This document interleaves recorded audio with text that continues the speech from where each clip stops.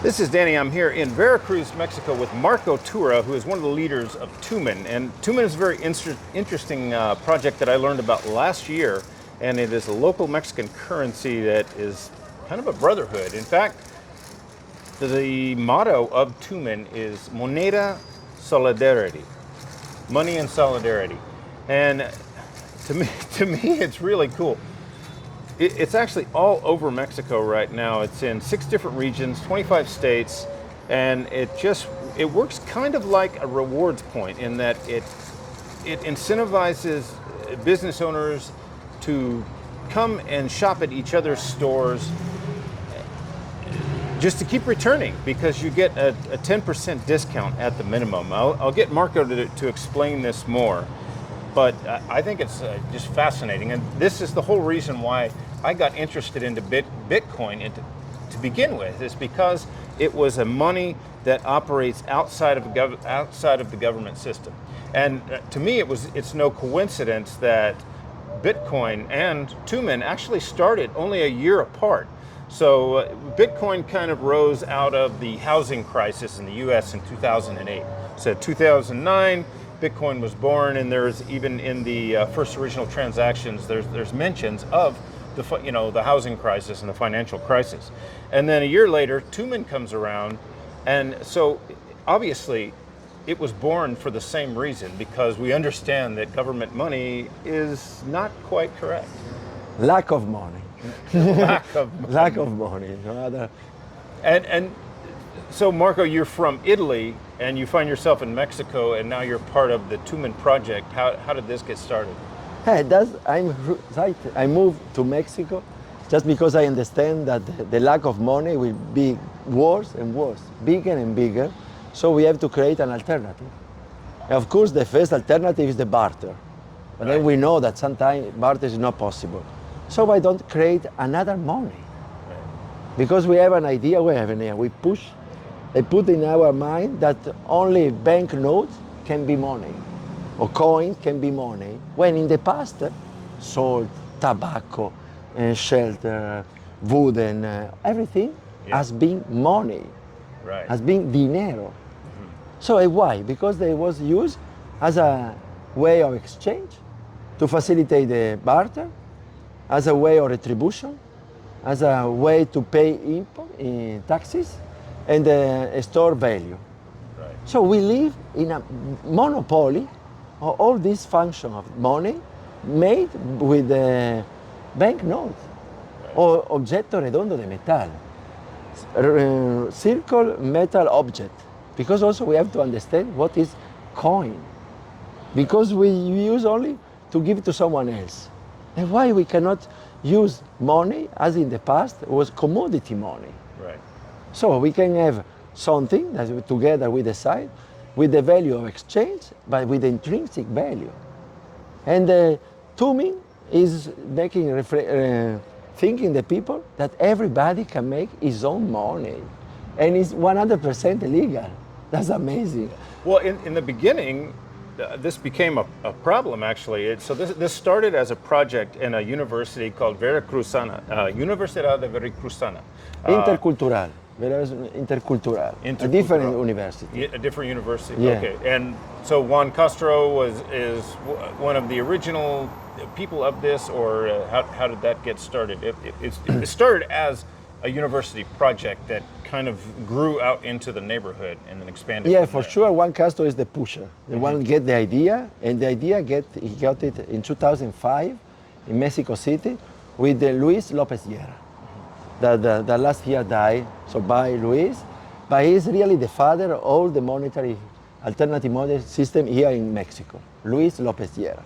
So he got the idea in 2005. Then he was working as a teacher in the University Intercultural Veracruzana, and since 2000, he is the director of review of GOSNI.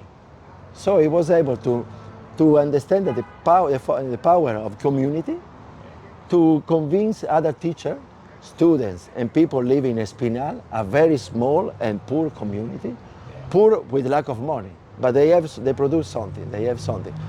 So in 2000, the 6th of November, they decided to distribute themselves 500 Tumin and to sign the people. Right. Because really they start to think to be against the law. Right. They really start to think, but it was the 2010 in Mexico was a special year because in 1810 the independence, in 1910 the independence or the revolution. So in 2010 something tenía should have happened, but nobody was passing. So you may think that this didn't mean anything, but apparently it caught the eye of the Bank of Mexico. The Federal Bank of Mexico came down on this project and basically sued it, saying that it was counterfeit. And using the protections of the Mexican Constitution under Article 2, they were able to fight back using indigenous rules, and they were able to fend off the government. In doing this, they alerted the news media, who then spread the word around around Mexico, and it kind of caught on like a virus. Now it's all over the place. Yeah, but it started in Televisa at the beginning of January 2011, and the news was in a small community in the Veracruz created its own money. So the Bank of Mexico, we have to don't confuse that it's not the state of Mexico, it's the Bank of Mexico. Yes, which is like the Federal Reserve. They are a private bank. So they use the Article 2 of the Constitution, but they especially use their own Gosni, their own newspaper, twice a month. And the article was that the pesos is owned by foreigners and Tumin is owned by Mexicans. Yeah. That's really palm to the bankers. Yeah, because he said peso is not our money. Well, then peso is a foreigner money. It's no coincidence that not soon after this, Juan lost his job because he was a human rights. Juan was a human rights professor at the Universidad de Veracruzana, and he lost his job because of this. So it's obvious that this is a threat, and it keeps growing and growing. So at that time, it's a very fantastic coincidence. From Italy arrived a friend of mine, Francesco, that was a president of a local national shekel, a local currency in Italy, a people currency. So when I told him it was on the way, it was 2 weeks earlier than come, I told him, Francesco, I discovered another currency. And he write me, get in contact with them, I want to meet them. So me, what? I have to try to get in contact. I was able to get in contact with Juan Castro in the university, gave me his mobile phone. And Juan replied me as soon as possible with a lot of information, call me anytime. So Francesco arrived, met Luis Lopez Sierra in Mexico City, the Tlaloc, and then went to Espinal. And then from Espinal, he went to San Cristobal de las Casas in February 2011. So 12 years ago. You know, I sat in, so there was a book signing last night, and I sat in on this, and there was a lot of information that was coming out, and I kept hearing the word anarquista a lot. And it was just openly used as not scary at all, where when we use anarchist in the US, people think of Molotov cocktails or Antifa, who are attacking people and, just destroying public property. But the use of anarquista by you guys is different. What does this mean? I think it's due for Ricardo Flores Magón, because last year was 100 years that he died. So they use because here in Mexico, we are always being against the government. Right. It's something, and we always try to, it's not a problem to do something against the law. It's part of the culture. It's part of the culture because it's I think with such a richness that there is everything in Mexico, but the quality of life is very down. So of course you have against the government. So the anarchists are the people against the government. So there is a very good relationship. Yeah. And for me, I work with Anarchapulco, and voluntarism is our version of anarchism, which means that every interaction with someone else should be voluntary. You and I should not have to do business unless we agree on it.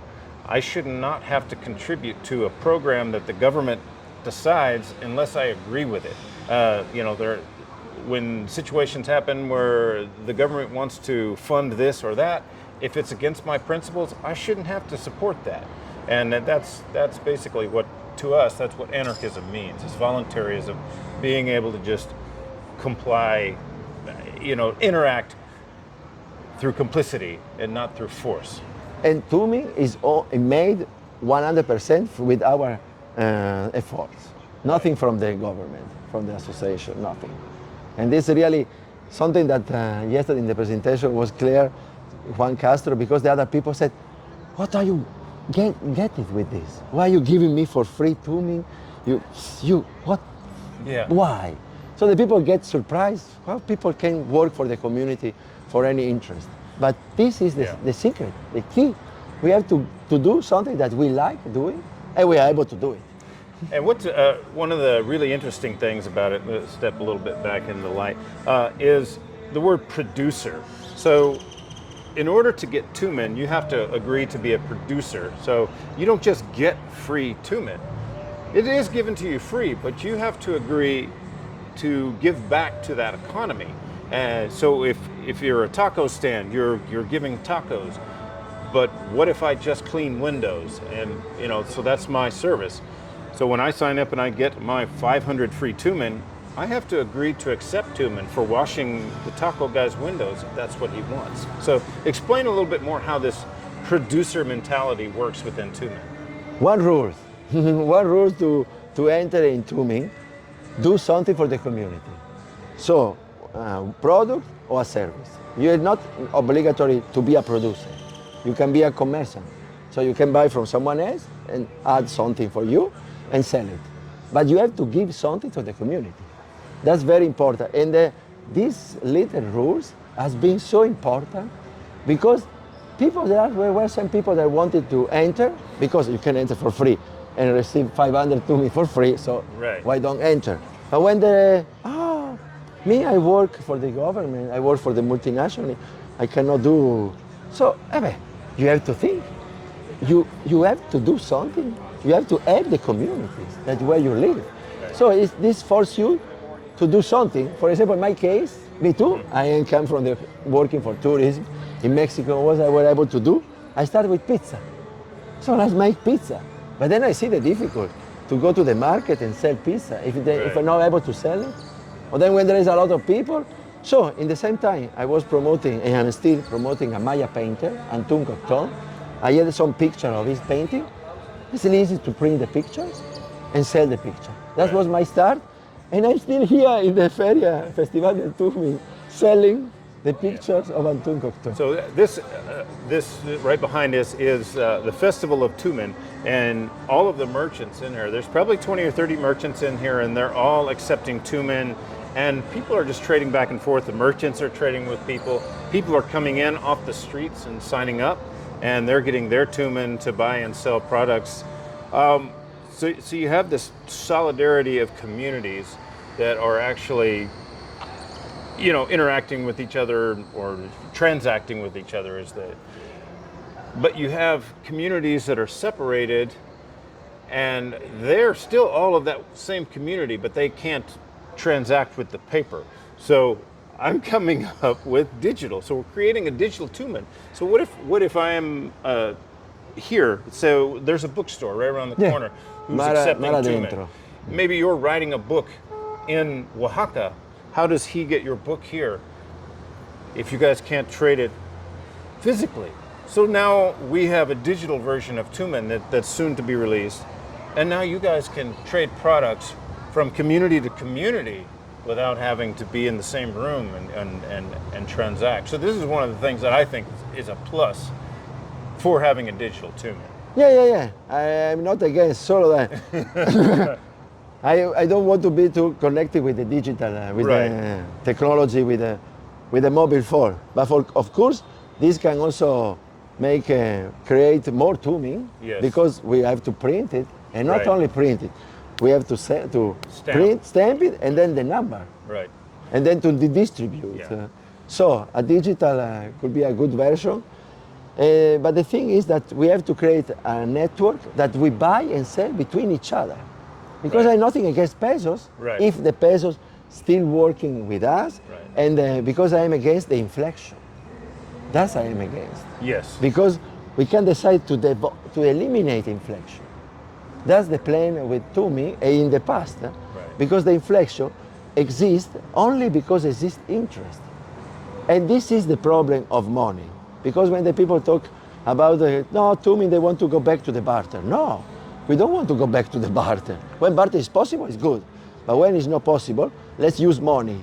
But then let's use money that we printed in a way that we don't have to borrow for somebody else, that in an extremely high price. And you're not funding something that you don't believe in. Exactly. Yeah. So we still accept pesos, but we want to show that the bank system, this Sistema Monetario Internacional, International Monetary System, started in 1870, is a criminal system. Doesn't matter capitalism, socialism, communism, they will use the same currency. So if you can change the economy model, the political model, the religion, but if you don't change the instrument, the difference is not so much, because it's the problem in a football field, in a football soccer, playing. The problem is the ball. The ball, you can change the team, the speaker, hasta the supporter, the fans, and when the problem is the ball, because we don't study, or we study very bad in the economy. I study economy in the high school. They don't teach you how inflation. So is the ball the problem? So in other way, we have to change the money, and cryptocurrency show that it's possible to change the money without and using fiat currency, because to me it's fiat. Yesterday was somebody asked, but it's still fiat. No, it's not. It's not fiat. But in a way, it's a piece of paper.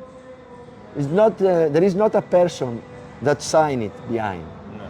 You are fiat. You believe that somebody else will give you somebody else, but there is not exactly name, because in the past, Federal Reserve was giving you gold. Yeah. Banco de Mexico was giving you gold. There was the name of the people that was guaranteed with the real richness. Yeah. But that's backed by trust in the government. Where with Tumin, it's actually backed by the trust in your products and services. Trust in the community. Yes, trust in your community. So it's actually backed by that. It is backed by something instead of debt. Yeah, no.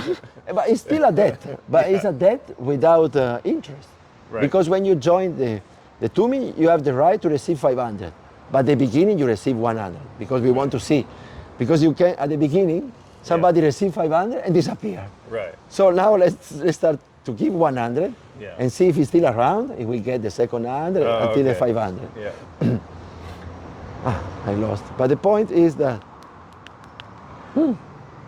I lost. That's okay. That's okay. So recently, no interest. The first rules, you have to accept Tumin in selling product or service. A second rule, if you stop accepting, please tell us, and you have to give back the Tumin that you receive.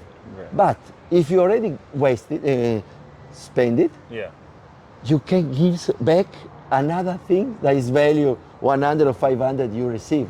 This is magic, because thinking that you go in the bank, you ask $5,000, and you spend it, and then 10 years later you give back $5,000 with no interest in products.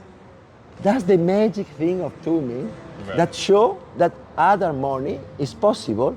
So we have to change the rules of the money. It's not necessary to change the old world. We have to create a parallel society.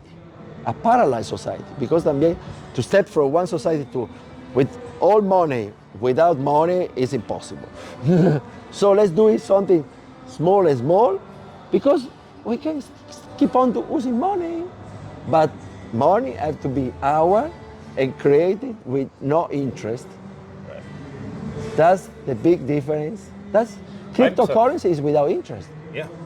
I signed up 3 merchants in Acapulco. So we're getting Tumin going in Acapulco now, and you signed up multiple merchants in Oaxaca. How does somebody go about becoming involved in Tumin and starting to get a community to use it? The difficult thing is more inside here, because you think, no, there is here, no one member is here, so I cannot spend more Tumin. Fake, because I'm approved that when I travel by taxi, I try to pay in the taxi driver a part in peso and a part in Tumin. Right. And the taxi driver absolutely is not member. Yeah. But now, last year that we make the second book, Yeah. when I show the book, wow, the people start to think, this is a real project. Right.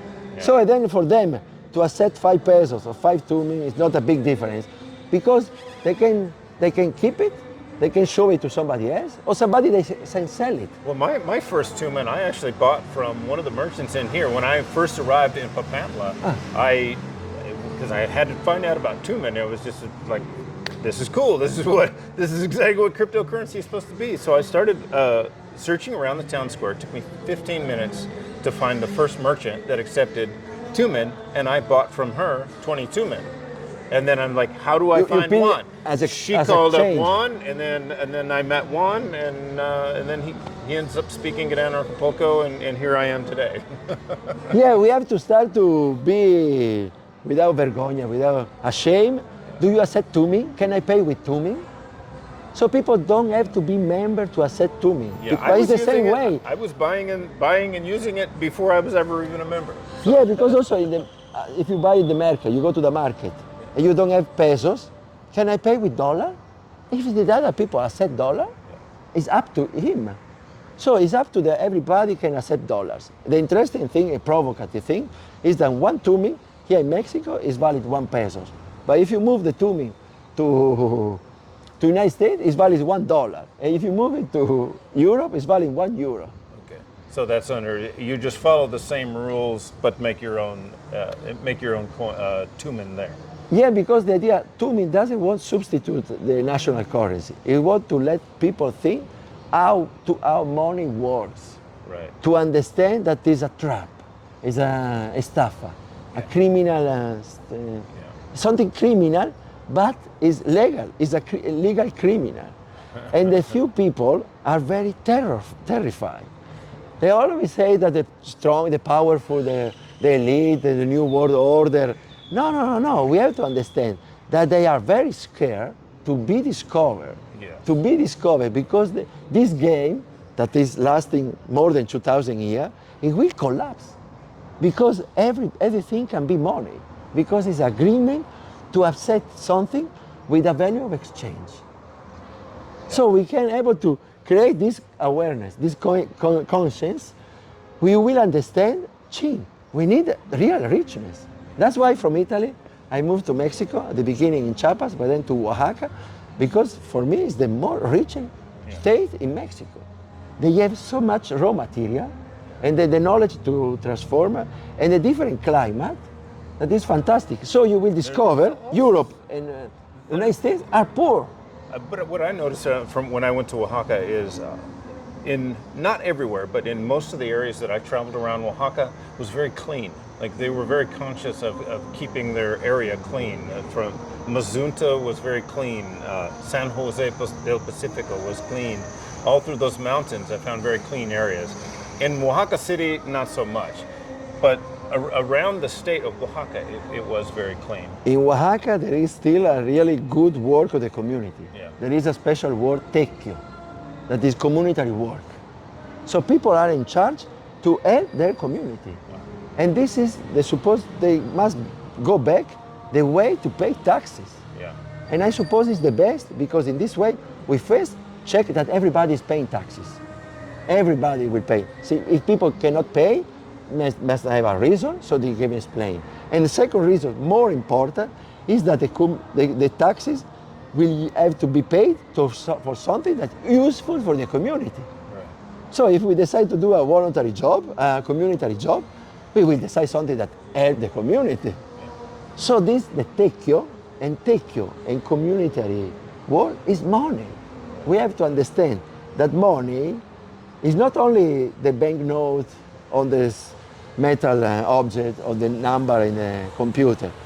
Different things can be money, but these things and the store of value are the most important because store of value will go to give back to the importance of art. Because art has been money in the past. If we think the money as a piece of art, a sculpture in gold, a sculpture in silver. So in the past, in the south of America, there was money with quipus. So quipus are notes by wool, in different color, in different way to note, and it was a system to control your credit and to also a way of speaking, escritura, a writing, quipus. And there is a manuscript called the Documento Micinelli. Micinelli document or Napoli documents are two manuscripts, another other small carpet made with wool that explain that another way to control the credit, the work, the equilibrium in the society is possible. Not only with the commodity of the bank, with the product of the bank. So we have to really be conscious about understand that community money have to go back before to get too much dependent of this one. Because this one is produced only in Asia and controlled by the same family of bankers that before to be discovered, they want to to control us with that. And they are almost done it. If somebody wants to travel to Oaxaca and come and learn about Tumin and interact with you, where can they find you? I am in Casa Kit, that is a centro comunitario, centro comunitario de aprendizaje. Community knowledge, right? 3 blocks from the Zócalo, 3 blocks in Hidalgo 309A. Wednesday and Thursday we are always open. Wednesday because I do the convivencia de aprendizaje monetario, the learning convivencia, using the word of Ivan Illich, because I don't like the school, the way of teacher and the alumni. I think I learn a lot of money, of things, because talking is trying to explain to other people.